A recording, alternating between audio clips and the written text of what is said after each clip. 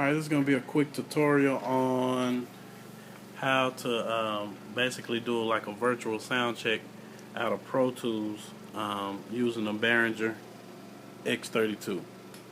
Alright, so first of all, your laptop, your Mac, or if you have a Mac or whatever, it should automatically see the board when you connect it. So if you go to Setup, you go to Playback Engine,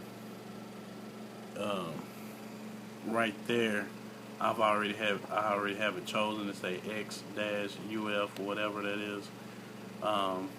So choose that, click OK.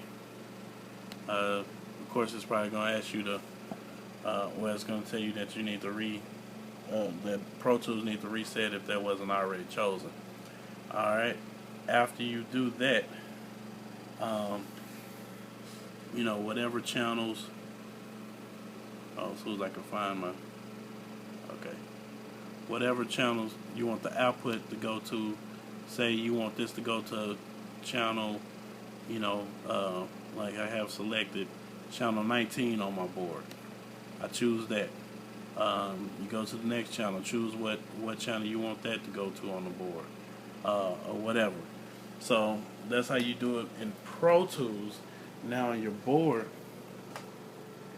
what you're going to go off into, you're going to go over here to routing, press routing, where it says on your home tab, go down to card 1 through 8, and then the next one 9 through 16. You know, if you want to use all those channels from the card, which, like I said, I'm coming out of my expansion card, which is I'm coming out of the FireWire port into the FireWire on my laptop.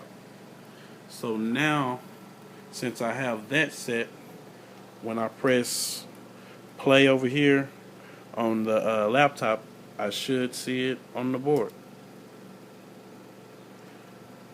And there we go. There goes all of my channels coming through on the board. And then even when you scroll to your next page,